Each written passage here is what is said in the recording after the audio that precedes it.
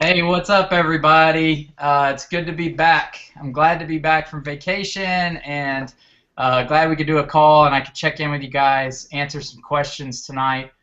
um, I wanted to go over injuries tonight, and I don't know if you guys saw the video I posted today, but I posted a little video about helping you guys get started with with picking the right path to go down for calories and weight loss. So I wanted to go over that tonight too and make sure you guys didn't have any questions about it. First of all, injuries. If you guys haven't heard, I'm sure you have. I was on vacation last week and pulled my abs. I actually tore my abdominal wall wakeboarding. So I've actually had to take a week off, and I noticed a lot of other people in the group suffering from injuries, various things, knees and back, all kinds of stuff. So I just want to let you guys know, not to get discouraged when that happens. We talk all the time about number one, not doing doubles. Make sure you're not doing doubles. Make sure that you're eating properly and that you're working out, that 30 minutes to an hour every day. That's all you need as long as your nutrition is locked in. And make sure you're not eating at too big of a calorie deficit. If you're doing, if you're working out more than once a day and you're eating at a big calorie deficit, you're more likely to get injured. Or if you're doing stupid things like I was doing, you're more likely to get injured.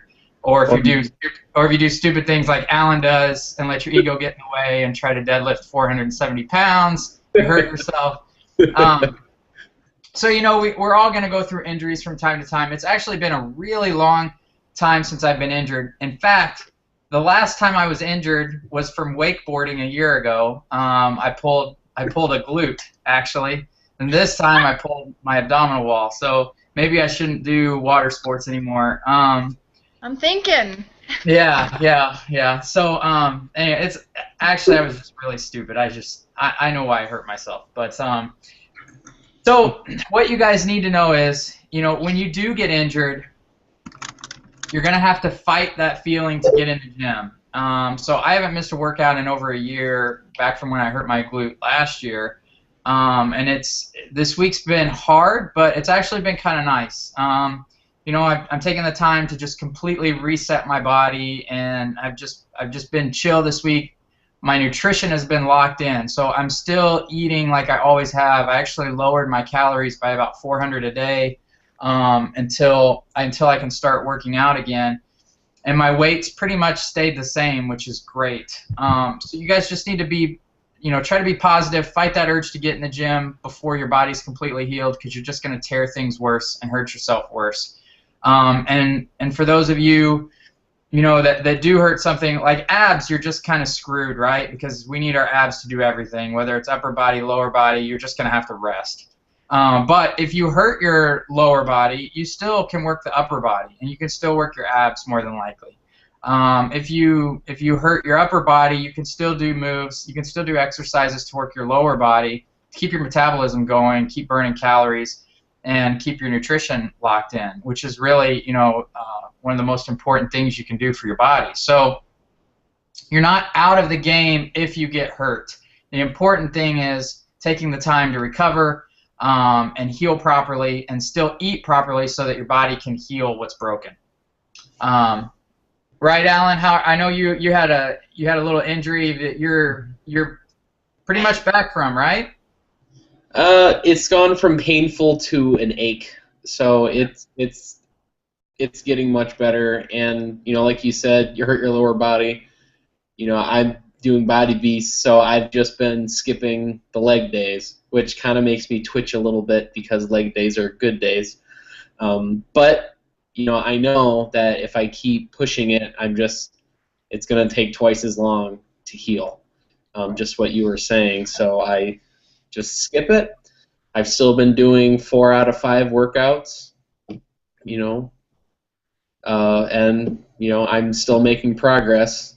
I'm just gonna have to work the legs harder to make up for the missed muscle mass when I'm back. But next week or Sunday, I'm leaving for a science conference in New Hampshire. It's not at a university. It's kind of a private academy out in the middle of the woods. So there's really no gym there, and there's no way I can take my weights on a plane with me. So I decided to just take, those 4 days when I'm there and just, do what you've been doing and just rest and recover. And when I get back from that, I'm expecting to be at full guns so I can just go. Yeah, and decompress a little bit, right? Yeah. And it's good. From what I've found, I don't take rest weeks very often. I do actually try to take 1 or 2 a year, just to reset cortisol levels and just kind of bring everything back down, reset everything, make sure everything's healed and my body's good. I don't really feel like I have to take them too much, but everybody's different. You have to listen to your body. Before this injury happened, I was actually, I was feeling fantastic. I was just crushing my workouts. I was eating a lot, maintaining my weight, and really didn't feel like I needed a recovery week. But I had not taken a recovery week in so long. It was probably time for me to do it. So I feel really good, except I'm still aware of my abs a little bit when I cough, but it's not like it was. I mean, I can at least bend over and pick things up. And last night I trained some clients and I was handing them weights, and it was fine. So, but I'm still going to take the rest of this week and then go at it Monday. And I'm going to ease back into it. So I'm not gonna go like crazy. I'm just going to kind of ease back into it and see how the first week goes. And I'm not going to push myself to failure. Just try to be smart about it. The last thing I want is to rip my abdominal wall again and set it back even further, which is what will happen if I rip it again. So. Yeah, and next week is actually the first time that's probably more than 2 days in a row of me not working out since I started working out in November of 2012. Yeah, so your body's probably ready. Yeah, I feel good though. Yeah. But you're young. You're young. Shoot. So don't let an injury take you out of the game. I remember when I started working out, I was in my 3rd round of P90X. I think I had started incorporating a little bit of insanity into my workouts, and I tore a calf muscle. This was like 3 years ago. And I had to let and it really bothered me because I was like right in the heart of my weight loss, and I was really doing good. But luckily I was smart enough to to let it heal properly, and I just worked the upper body until it got better, and I kept my nutrition where it needed to be, and everything was fine. If you're taking a week or 2 off, your body composition is not going to change in that week or 2 off. You're going to be fine. It's just that's more of a mental thing, So so you guys that are hurt, just get better. Keep your nutrition locked in. You'll be fine. You'll be good. Mm-hmm. So what else? I feel like I'm kind of beating a dead horse with the metabolism thing, but I think it's so important, and we're adding so many new people. You guys, the coaches are just they're adding so many people to the group, inspiring so many people. So I know there's probably new people on the call tonight. I posted a little 11-minute video on where to get started if this is all new to you. And it's advice I really wish that I would have had when I started my weight loss journey, because I wouldn't have cut my calories as much as I did when I started. And you live and you learn, and that's what's so great about our team. We have all these coaches from all different walks of life that can help you guys avoid some of the mistakes that we made in the past. So I'll get my little board out that I made, even though you guys have seen the video. But for you guys that are new to the group, when you get started, what we want you to do is just track your calories for 2 weeks. Start working out 5-6 days a week, 30 minutes a day. Track your calories without dieting. We want to see, where your maintenance level is at, how many calories you're eating to maintain your body weight.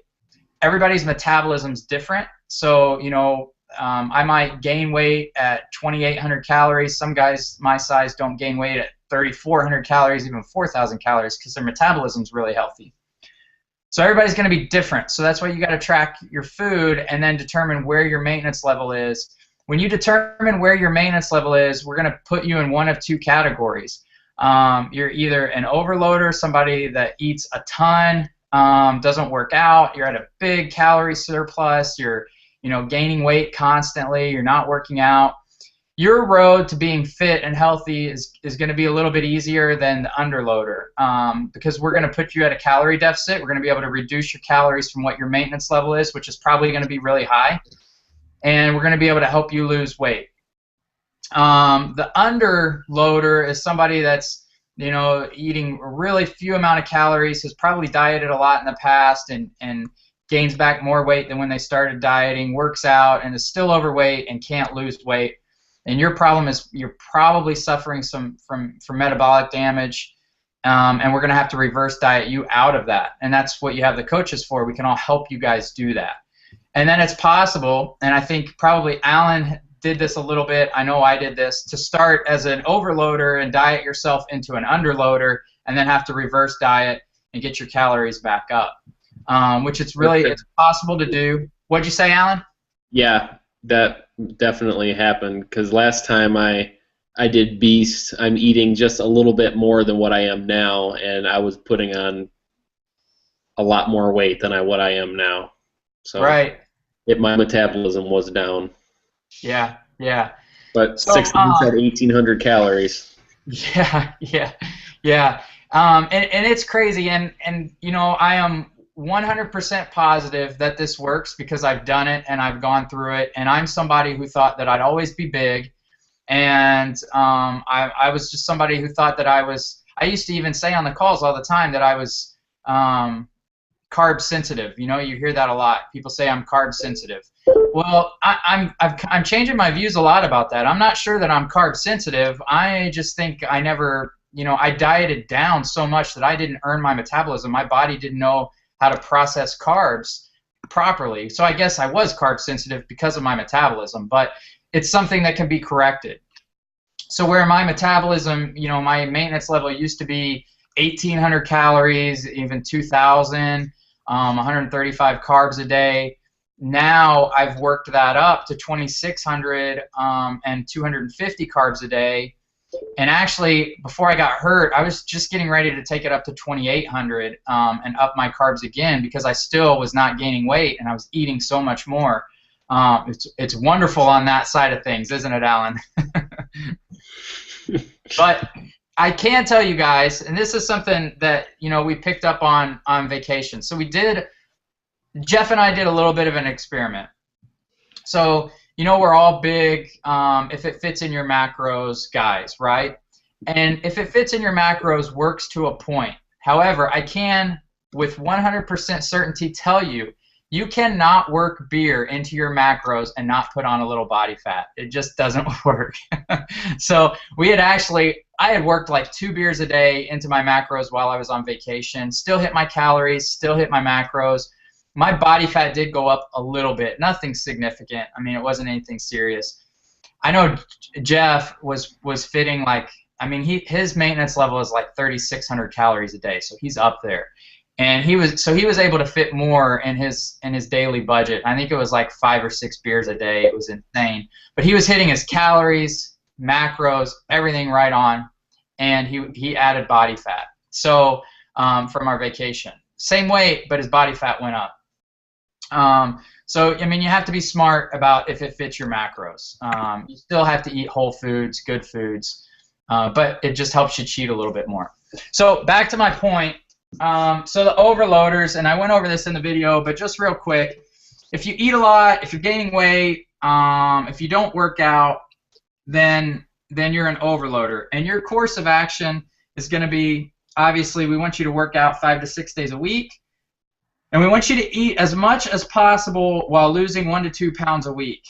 So for women, a good place to start is that 1,600 to 1,800 calorie range. And for men, it's 2,200 to 2,600. Again, that's going to vary for everybody.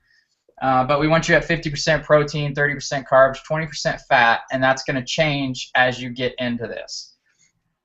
And then if this doesn't apply to you, if you're not an overloader, you're an underloader, you're somebody that eats very little. So for women, that's less than 1,200 calories a day and you're working out.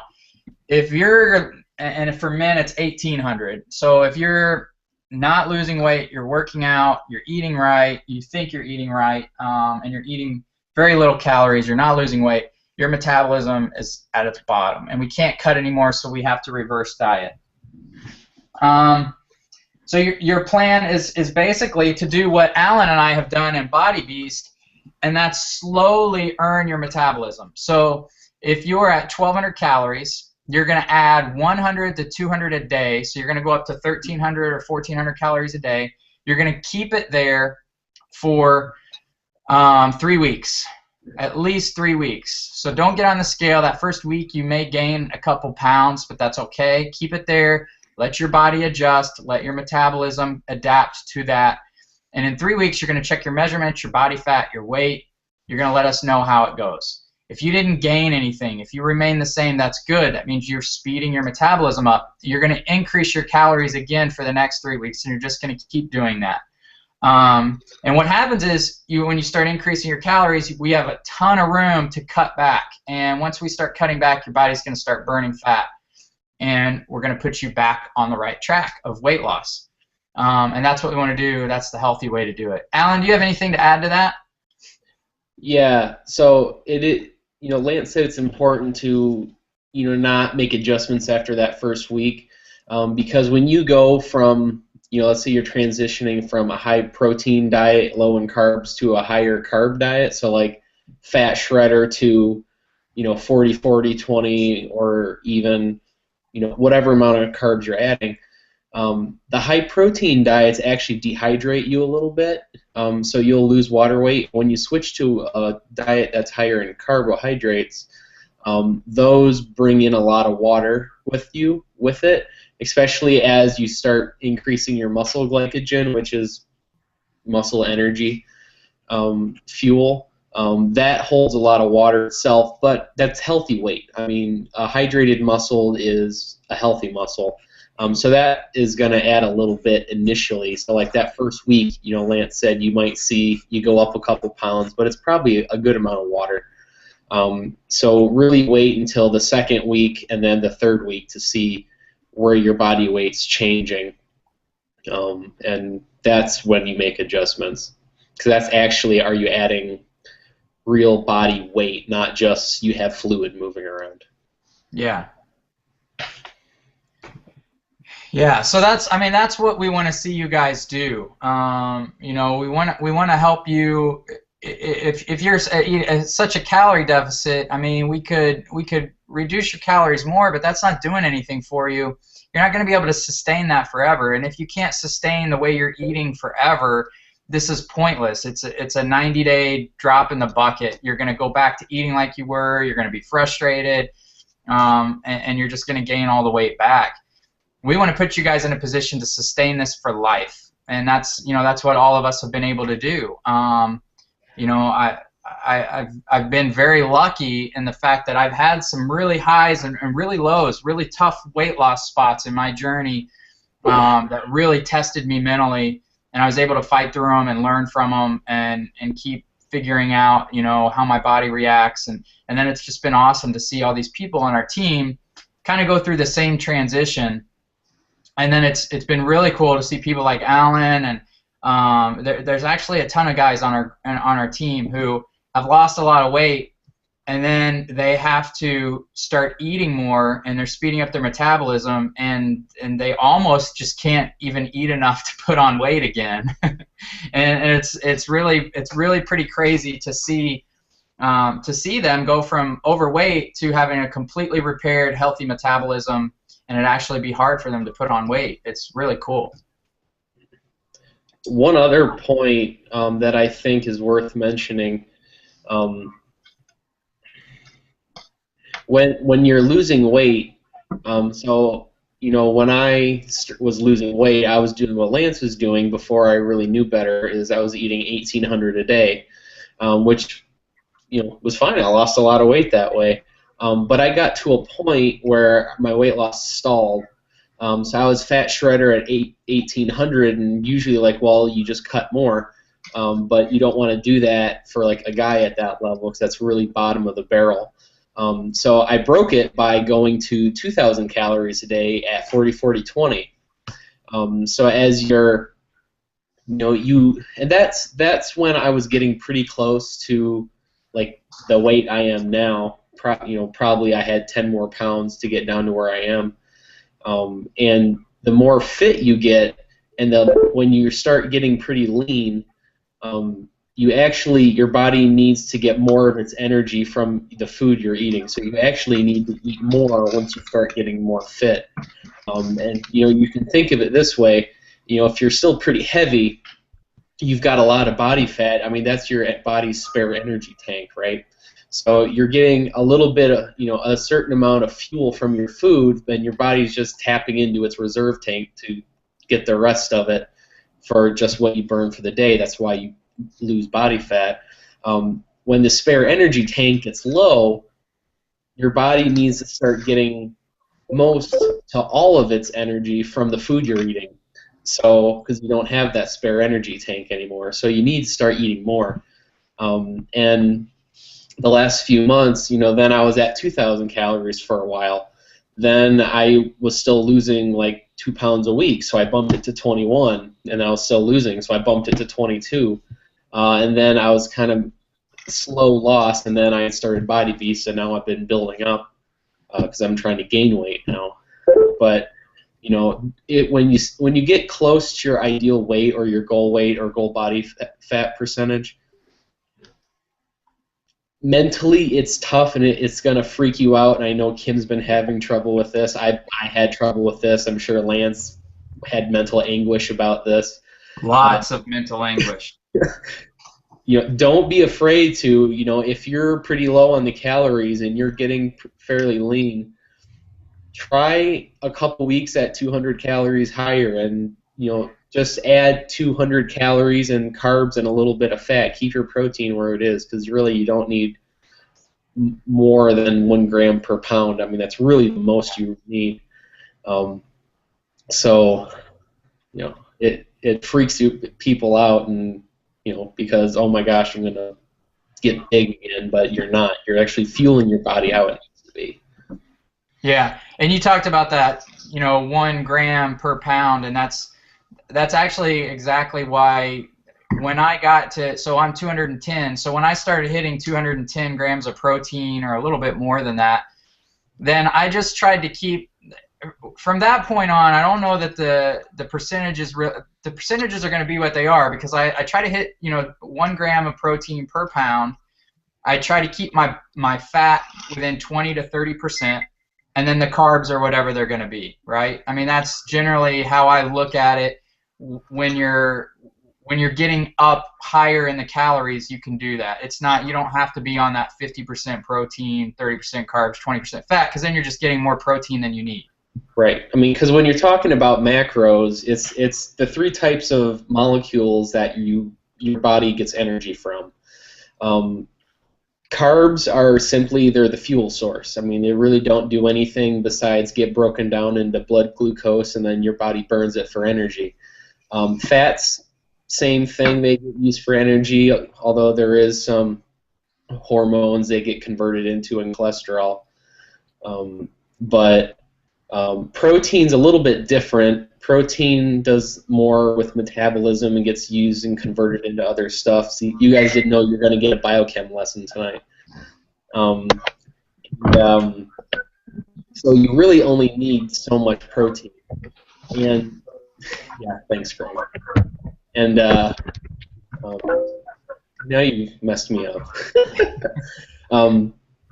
Really, I mean, so your body can use protein for energy, but it's inefficient. So your body has to work harder to get less from it. That's why the higher protein diets are good for losing weight.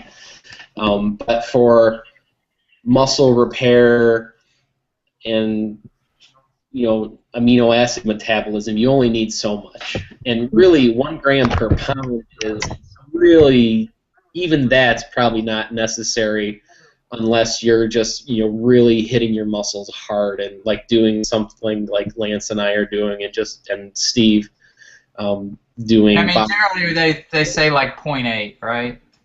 Yeah, I mean, and and Even this is less. for somebody who's, working out hard all the time. If you're not working out hard, you need like, 1 gram or half a gram per Right. pound. So, 1 gram, it's an easy number to figure, and it's just that's really as high as you need to go. So, like, what I'm doing with my diet, I'm a little over 1 gram per pound, but, I just set my protein at about 200 a day, 25% fat, and the rest carbs. Yeah.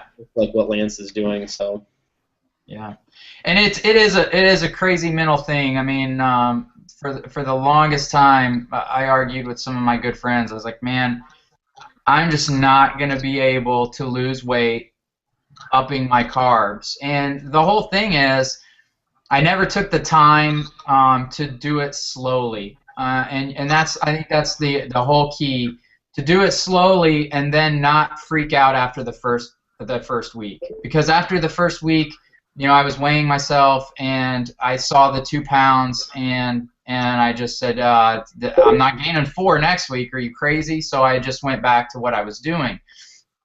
So I think the key is to really be meticulous about tracking, and doing it slowly and methodically, and then not looking at the scale for the first 3 weeks after you make an adjustment, and then see how your body reacted, and then make adjustments based on that. But you may be somebody that can only up your calories 50 a day, and keep it there. But I know, I think I found I was fine upping it 200 a day, keeping it there for 3 weeks, and trust me, guys, I never thought I'd be somebody that was at 2,600 going to 2,800 calories a day and not gaining weight. So it's really awesome. It's really awesome. So, we have any questions coming in? yeah, well, this is more of a statement, but it might be a good topic. Um, Brittany says she's been doing 1,200 calories at Fat Shredder. Still working on mastering the macros, but she feels full. She has more energy than ever, and has been told that's too low, especially since she usually walks 3 to 4 miles a night. I've lost 6 pounds in 3 weeks, and I feel like it might be working for me until I can get to a healthier weight for my 5'5" frame. Um, if you're only doing the run walk 3-4 miles a night, that might be okay. But I mean, if you're losing 2 pounds a week at 1,200, I'd say try 1,400, and just see where you are there, because you're probably I still. might type in. Hmm? Go ahead. Connor, Sorry, were I you going might to say type something? in on that one. I'm 5'4". Okay. Yeah, I'm lagging. I'm 5'4", and when I first started doing P90X, I was at 1,800 calories, and it took me until the second month to actually start losing weight. But once it starts, it just starts shredding. I would think that 1,200 calories probably wouldn't get me much further than lunch. And I was 150 pounds when I started doing P90X. So for 2 pounds, to be losing 2 pounds every week at a height of 5'5", I would think that's a little bit too much.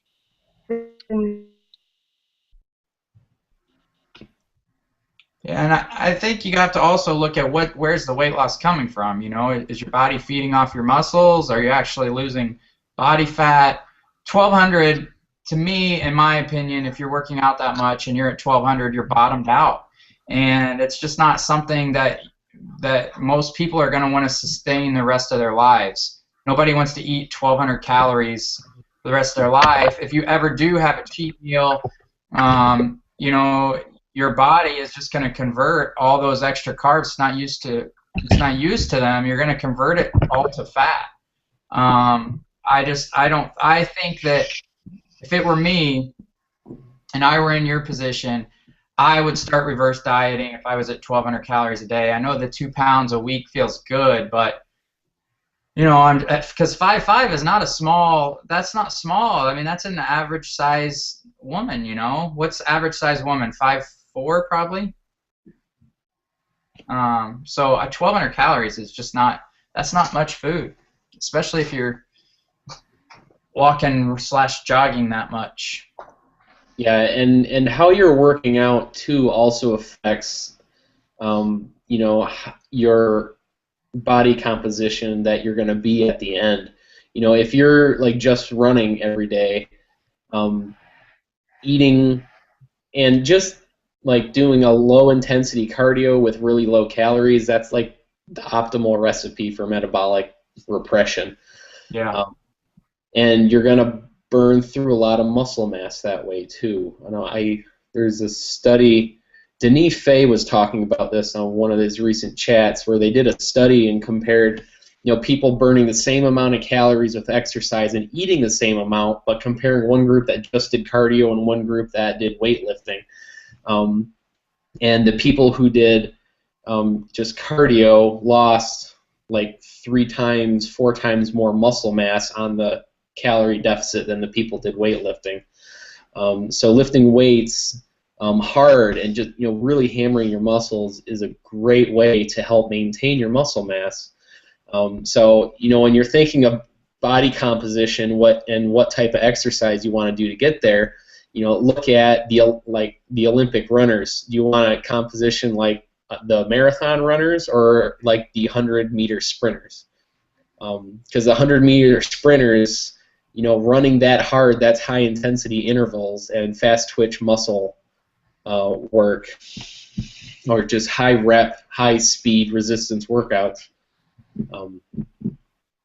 So I mean that's like the best example you can have for what you're going to get at the end product. Yeah, that study was great. And the more muscle you have, the higher your BMR, so the more you're going to be able to eat, more calories you're going to burn while at rest. So and the nice thing for people who do weightlifting, it's an awesome form of exercise for weight loss, because if you do a hard leg day, and anyone who does beast can tell you this, you walk funny for about 3 or 4 days after it. That whole 72+ hour time frame when your legs are aching, your muscle is recovering and rebuilding, and it's just rolling through calories that whole time. So you work out great for an hour, you burn a lot of calories, but then you burn so many more while it recovers. In a cardio workout, you burn calories when you're doing it, and like an hour after, and then your body's kind of back to regular how it is. Yeah, it's one reason why weightlifters and myself included we learn to love leg day, because you can just feel your body working and the metabolism firing, and you're starving and you're craving food, and it's good. That's why I love leg day now. I've had to miss 3 in a row. It's been terrible. That sucks. That sucks. Although hey, you know what I forgot to do was to give weight loss shout-outs. So let's see. Matt Weddingfield is down 8.4 pounds and 5% body fat. That's awesome, man. Mark Buski is down 11 pounds since the start. Weight loss has stalled over the last few days, but clothes are looser. Yeah, don't worry about weight loss stalled over a few days, Mark. No biggie. Ellie Franklin down 7 pounds over the last 3 weeks. That's perfect. Keep doing what you're doing. Alyssa Bunting, as of today, she's down exactly 10 pounds since the challenge started. That's awesome. Keep doing what you're doing. Ivy Balin has lost over 1 pound this week and only 1 pound to finish completely. And she will have lost 125 pounds. That is crazy. That's insane. Let's see. Who else here? Oh, I can't remember how to pronounce. Was it Angela Gray? Was that? It's spelled A-E-L-A. Did she say Angela? It's Angela, right? She posted today. She had lost 12 pounds in just about the last month. Oh, good. Oh, and then she says, by the way, my name's Angela. Good job, Angela. If you're losing weight, don't worry about. She said she's scared to check how many inches she's lost. She's losing weight. You're losing inches, so don't be scared. And then Deanna is, since the start of the challenge, she's down 12 pounds, 10 inches. Since she was introduced to the group, she's down a total of 19. So that's awesome. Good job, guys. What else? Do we have any more questions? Yes. Oh, good. So, Angela, AELA, right? Angela. Yeah. Asks, is it possible to make some parts bigger while still losing overall, or do I have to lose it first and then build up in the right places? I'm assuming potentially gain a little muscle while you're losing weight.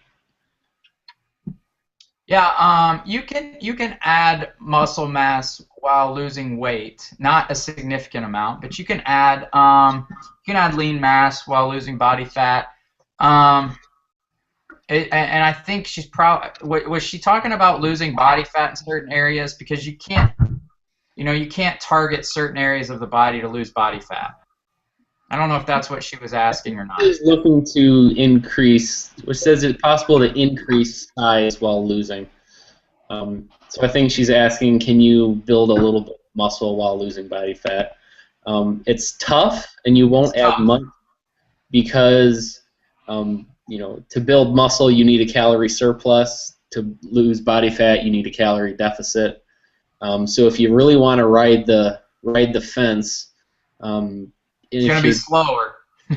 Yeah, if you're at a weight you're happy with, but you want to reduce your body fat a little bit, you can eat at maintenance while still pushing really hard in your workouts. And if you're doing a lot of resistance workout, that's enough calories where you can start increasing your body weight or your lean mass while at the same time reducing your body fat at the same amount. I have a good example of, I had 4 months earlier this year before starting Body Beast where my weight was bouncing between 171 and 174. That would be terribly frustrating if I was just watching the scale, but I was looking at measurements, and I can tell I was getting leaner because I'm getting more vascularity now. In those 4 months of no weight loss, I went from 9 to 7% body fat. So increasing lean mass while reducing body fat. Yeah, so. And I think probably what she's getting at is what most of my female clients always ask me when we meet, and that's they don't want to get bulky, they want to get toned, right? I mean, you hear women say that all the time. And all getting toned is, you guys have muscle under there. All getting toned is you're just stripping away the body fat. So, our recommendation has always been, I mean, it all depends on where you start, but most of us have started from a very unhealthy place. And for me, the most important thing is getting that body fat off. So to get the quickest results, I think you need to focus on losing body fat, and then you can work on, adding muscle mass or becoming more toned. But first, get the body fat off. But if you're lifting weights at the same time and losing body fat, you're going to be fine. You're going to get that toned look that all women strive to get.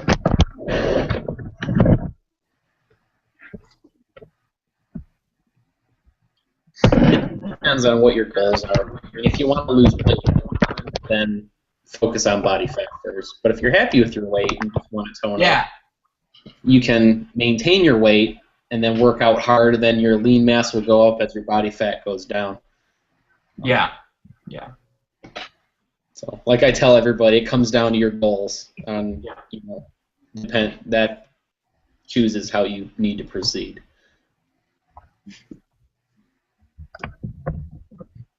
What else we got? Anything? No more questions. Oh, hold on. Oh, apparently we have a biochemistry fan.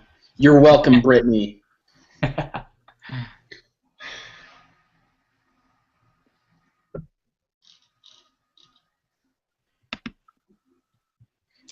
No more questions. All right, cool. Put him to sleep. All right, guys, that's all I've got. Yeah, Alan probably did. No, that was good stuff, Alan. That was good information. Anybody else have anything to add? Kim, how was the call last week? Was it good? Say that again? Was the call good last week? It was. It was. Awesome. Good. Joey and Kim always have fun doing the calls. Yeah. Good, good. All right, that's all I've got, guys. If you need anything, let me know. I'm going on another vacation tomorrow, but I'm just gone for like a few days, so I'm not gone very long. But I'll be back Monday. I hope you cleared it with your boss. Yeah, I cleared it. I cleared it with my boss, although my boss does not want me doing any water sports, so I'm gonna be just sitting. I won't be wakeboarding. I won't be skiing. We'll see. So, all right, guys. Have a good week, and let me know if you need anything. See you guys.